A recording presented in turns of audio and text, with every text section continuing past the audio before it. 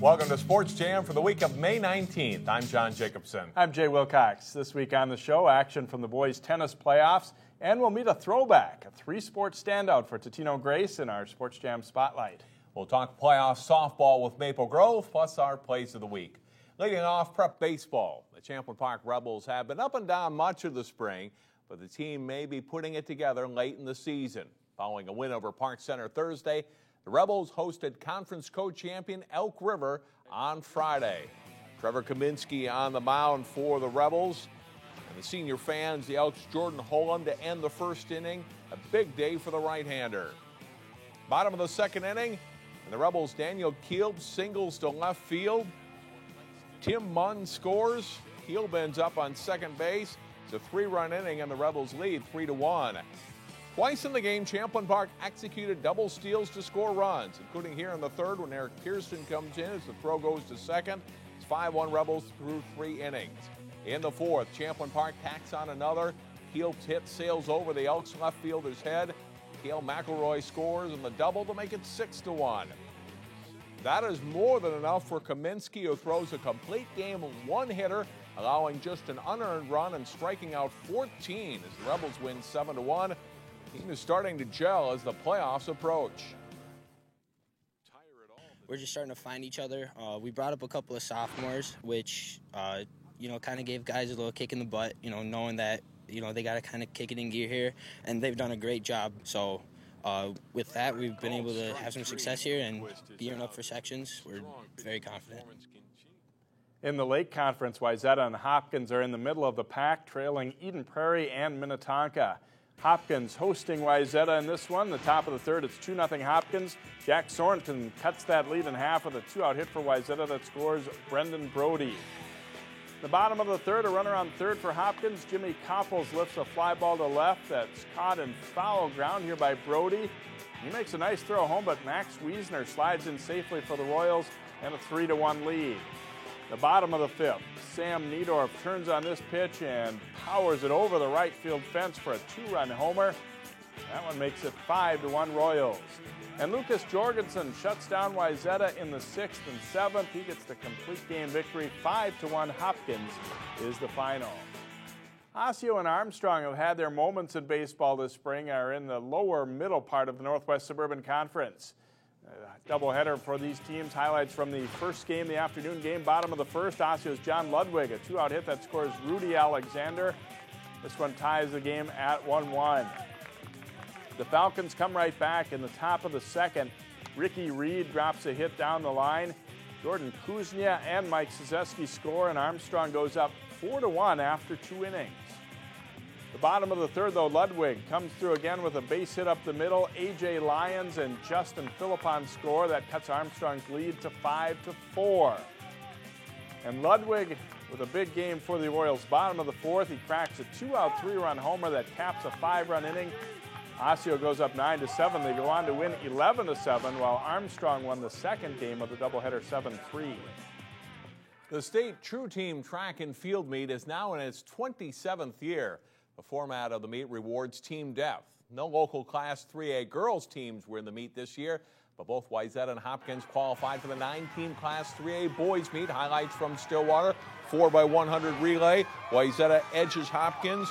Anchor Derek Wadnick and his team winning 42.73 seconds, their winning time. Most of the races had 3 heats. Michael Smith of Wayzata, the runaway winner on the 400. He wins his heat, and the overall winner, too. His time, 48.51 seconds. His twin brother, James, places first in his heat. He finishes second to Michael in the race with a time of 50.42. Later in the 200-meter dash, left of your screen in the black is Hopkins' Shahid Hickman. He closes strong but can't catch Michael Smith. Smith wins in 21.92 seconds. Hickman did win the 100. In the 3,200-meter run, ignore the lapped runners. In gold, it's Connor Olson of Wayzata, winning with a time of 9 minutes, 21.07 seconds. Joe Clucker of Hopkins finishes next, 6 seconds back. Clucker also was second in the 1,600. Here are the final team results. Wayzata's boys repeat as Class 3A champions with 946.5 team points, well ahead of runner-up Mounds View. Rosemont, Stillwater, and Hopkins round up the top 5. Totino Grace's boys won the Class 2A True Team meet for a fourth straight season. Mankato East finishes second with Sartell St. Stephen and Wilmer tying for third. The Totino Grace girls finished seventh in the Class 2A girls meet. We'll meet Kai Barber of Totino Grace boys later in the show. The Northwest Suburban Conference track meet is this week. Conference teams Maple Grove, Osseo, and Park Center met up in their District 279 meet at Osseo. Start with the boys 100 meters in orange and black in the middle. Osseo's Gabriel Galamou holds off Park Center's Adam Burge to win in 11.3 seconds. In the boys long jump, Emmanuel Thompson of Park Center goes 20 feet and a half inch to win it on his best jump for the Pirates. In the girls 1600 meters, Maddie Havitson of Osseo holds off Lexi Miller of Maple Grove to pick up the win. Prince Crua of Osseo is in the middle of two Maple Grove runners here in the 400, and he hangs on to win it for the Orioles. The boys pole vault goes to D'Angelo Wallman of Park Center. He clears 11 feet here and later goes 11.6 to win. Here's a look at the results. Osseo wins the boys meet with 74 points, followed by Park Center and Maple Grove. Maple Grove takes the girls' title with Park Center second and Osseo third. At the Lake Conference Championships at Eden Prairie, the Wayzata boys roll to the win ahead of runner-up Eden Prairie with Hopkins in third. Minnetonka takes the top spot in the girls' meet with Wayzata second. Then it's Eden Prairie, Hopkins, and Edina.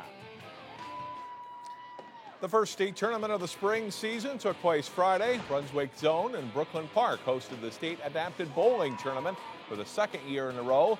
This is the 15th year for the tournament, which featured singles, doubles, and team competition in the CI and PI divisions. Simley and Tartan were the team champions. I had a chance to stop Yeah, it was packed from morning through afternoon. We had all those kids bowling. Fun to watch. Next up on Sports Jam, we'll have highlights from softball, plus tennis playoffs, and more. Stay with us.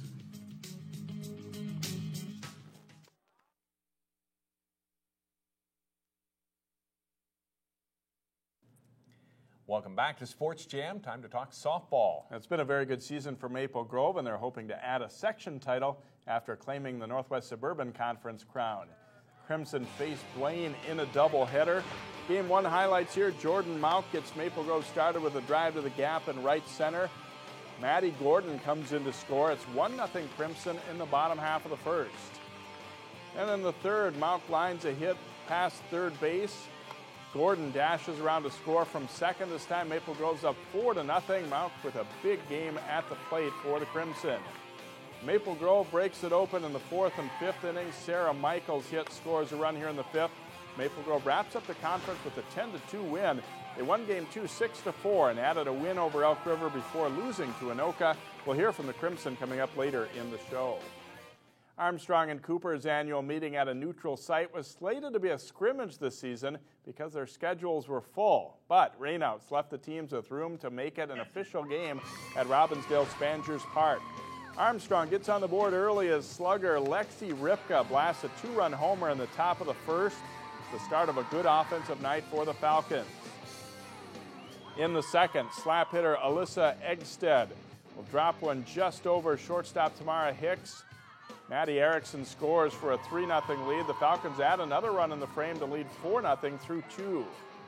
And in the third, they strike again. Nikki Kier delivers a hit to bring Ripka home for a 5-0 Armstrong lead. They score 2 runs in each of the first 3 innings to go up 6-0. Cooper gets on the board in the fourth as Judy Brunner will smack one to the fence in center. Tori Adams scores on a double for Brunner, but it's mostly Armstrong's night. Paige Kopka delivers an RBI single in the fifth inning here for Armstrong. And senior Caitlin Walksmith pitches Armstrong to the win. 8-3 Falcons is the final. A few years back, Maple Grove's boys tennis team was chasing teams like Blaine and Mounds View. Now the Crimson, after placing third in the state last season, is the top seed in Section 5AA. They hosted Blaine in the semifinals. Starting with first doubles, Maple Grove's Jake Endress and Ryan Peterson in the far court against Matt Siraki and Wyatt Sherwood. They trade shots before the Crimson duo gets the point with a shot down the line there. Same match, Maple Grove's strong return nets them the point. They lose a tough 3-set match, though. The number 3 singles, and Sam Hochberger of the Crimson wins the point with a strong serve that's returned long. He goes on to win. Charlie Atkins serves for Maple Grove at number 2 singles. A good return by Charlie Harris, but Atkins gets to it and gets the point on his way to a 6-1, 6-love win. Zach Atkins playing number 1 singles for the Crimson against Austin Ditzig. They trade shots before Atkins takes the point with the forehand. Maple Grove wins 6-1. They advance to a showdown with Moundsview in the section final on Tuesday. In Section 6AA second round play, Cooper visited Armstrong at number 1 singles. Armstrong's Nikita Shezko is in the far court against Corey Loken. Shezko will fire a forehand winner on his way to a victory for the Falcons. To third singles, Patrick Cohn of Cooper serves to Joe Lipovitz. A good point here. Lipovitz will reach up for a nice volley. He wins 6-love, 6-love for the Falcons. Robin Ekman serves for Cooper in the number 1 doubles match as Ekman and Paul Abts face J.D. Urban and Matthew Holton. Good net play before Ekman drops in a deep lob to win the point, but Urban and Holton prevail in the match. Great hustle in the number 2 doubles match. Armstrong's Drew Landis and Rudy Lipovitz in the near court against Steve Tracy and C.J. Elliott. Lipovitz does a great job getting to 2 different shots on this point. The Falcons duo takes the point, and Armstrong wins the match 7-0. In girls lacrosse, Hopkins and Wayzata are both looking for some late season improvement before section tournament play. The Royals and Trojans meeting for the second time this season last week. Opening minute of play, the Royals' Shorty Sharon spins away from the Wayzata defender to score her 15th goal of the season. Hopkins leads 1-0 just 40 seconds into the game. Wayzata ties it about 8 minutes later. McKenna Lorenz passes to Tessa Anderson for the shot and goal. Later, Anderson curls left and cuts back right before firing in her second goal of the first half. The Trojans lead 4-3 at halftime. Second half, and Hopkins' Joanna Boyce with a long run. She goes in to score, breaking a 5-all tie. Hopkins later goes up by 2 goals for the first time as Maddie Steinbrunn scores from the free position. The Royals get the win, 9-7 over Wayzata. In the boys' game, Hopkins goalie Nate Freeman ready for action against a good Wayzata team. Grant Long dodges, fakes a couple of passes, then gets in to score up high on Freeman for Wayzata. Long gets another goal later in the first quarter for a 2-0 Trojans lead. Ryan Mahout picks up the ground ball from a scramble and sets up Max Stecker in front for a nice goal and a 3-0 Wayzata lead. It's 4-0 Trojans at halftime. Hopkins, though, really makes a game of it. Griffin Mavison sets up Andrew Wallace-Jackson in close for the goal. Wayzata never really lets the Royals seriously challenge, though. Charlie Shermack sets up Mahout for the goal here for a 6-2 Trojans lead. And Long puts the icing on the cake with an over-the-shoulder goal late in the game as Wayzata wins this one 8-3. And Jay, we got the baseball and softball playoffs this week, and we're down to the end of the regular season this week in lacrosse. Well, especially with the weather we've had, it sure seems like it flies by in the spring. Straight ahead in our Sports Jam Spotlight, Jason Melillo introduces us to a 3-sport standout from Brooklyn Park for the Totino Grace Eagles.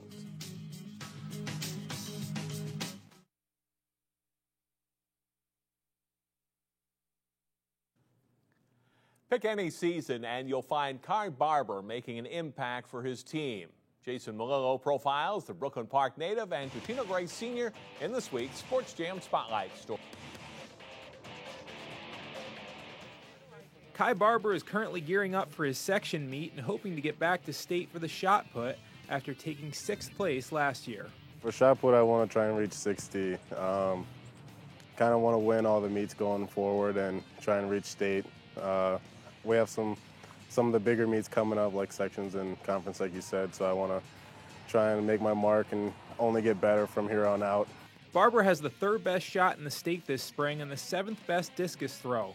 The Totino Grace senior has worked hard to refine his technique, but more importantly, Barber's mental game is a lot stronger now than when he started throwing as a sophomore.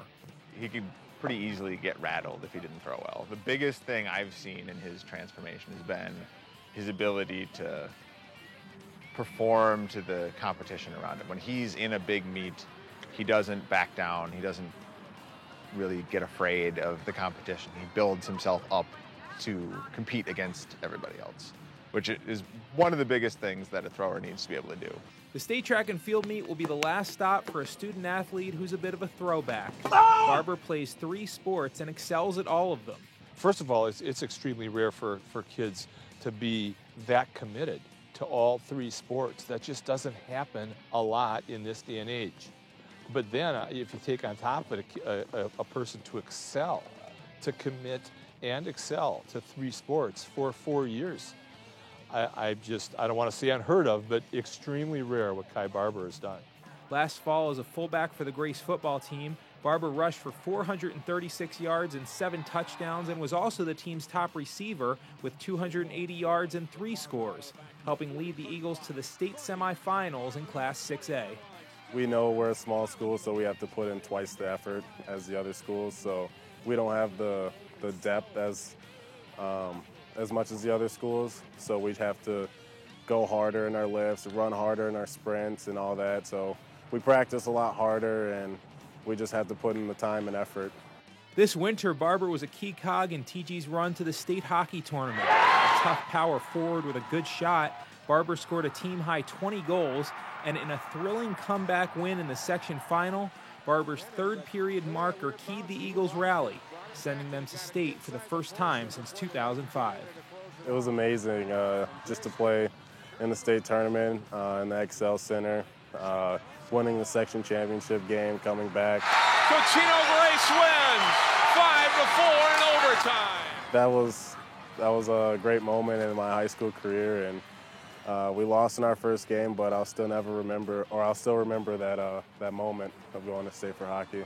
As of now, Barber is undecided about his future beyond high school, debating whether he wants to play junior hockey or go to college. It's hard for Barber to imagine giving up any of the sports he plays, so if he does go the college route, Barber hopes to continue being a multi-sport student athlete. Jason Malillo, 12 Sports. Kai won the shot put at the Class 2A State True Team meet to help his Eagles win the title. Barber says his top 3 colleges right now are North Dakota State, Concordia Moorhead, and Wisconsin Stout. At 2 of those schools, he'd probably have a good chance to play at least 2 sports. Sports Jam returns in a moment.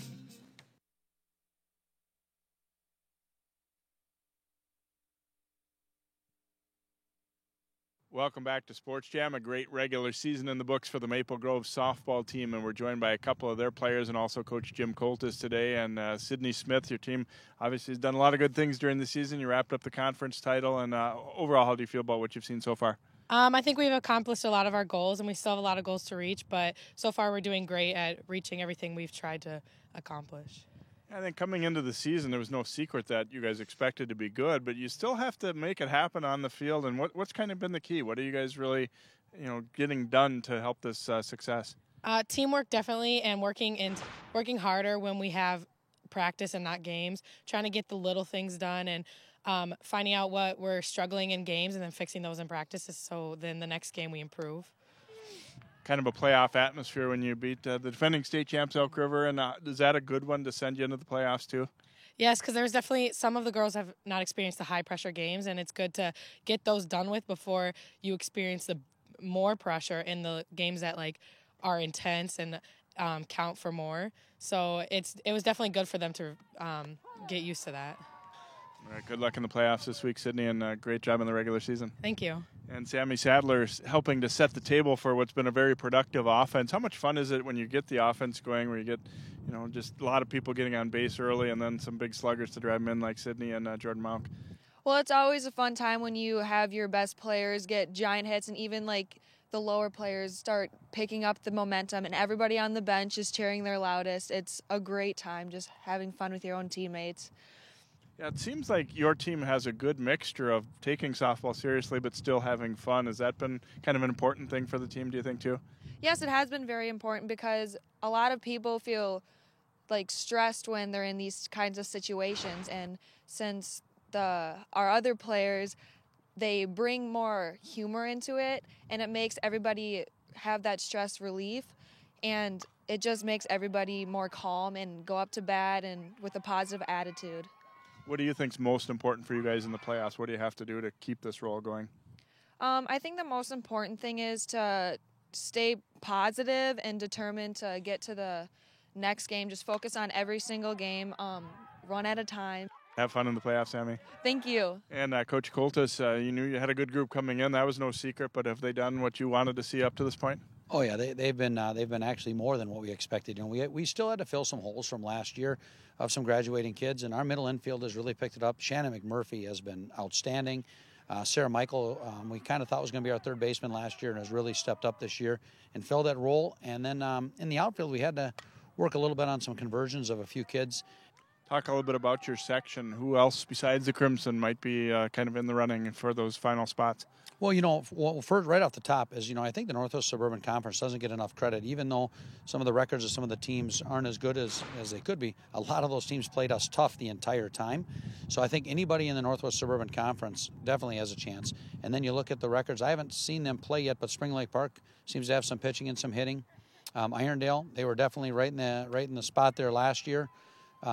Rogers has really come on. We went and scouted them the other night. All right, Jim Coltis and a couple of his talented players here from the Northwest Suburban champion Maple Grove Crimson. They are the #1 seed for the Section 5 tournament, which gets underway this week. We'll be back to put the finishing touches on Sports Jam, but first, our plays of the week. The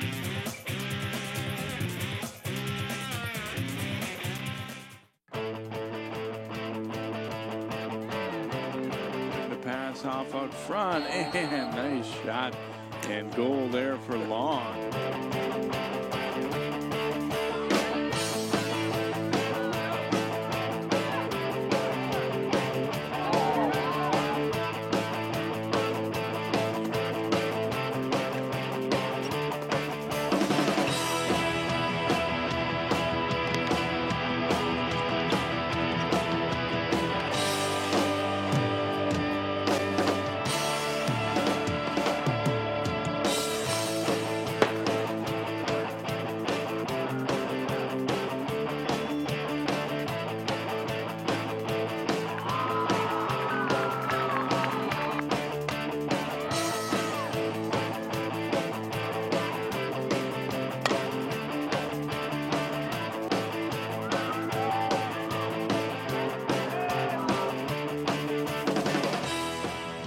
Follow 12 Sports replays and live events on Twitter, Facebook, and Livestream. Watch your favorite high school athletes performing live on your computer or mobile device. Link to us on 12.tv. You watch Channel 12 at home. Why not on the go? Channel 12 is online at 12.tv. Watch on your phone, on your tablet. Channel 12 is your local source wherever you go. Just log on to 12.tv. Check out our videos, subscribe to our YouTube channel, follow us on Twitter, like us on Facebook, and even watch live events via live stream. So don't wait. Stay up to date with Channel 12 and 12.tv, your local source. Enjoy great food and support the Prism Social Service Agency by attending the Taste of the Burbs Gala on Thursday, May 29th at the Metropolitan. Our game of the week is our final regular season lacrosse telecast as Armstrong boys pay a visit to Maple Grove. Watch it live on the web Wednesday night at 7 or catch the replays Thursday at 7 and 10 p.m. here on Channel 12. And that will do it for this week's show. Thanks so much for watching. We'll have playoff softball and tennis and much more next week. We'll be with you starting Tuesday next week after Memorial Day. Have a great holiday weekend.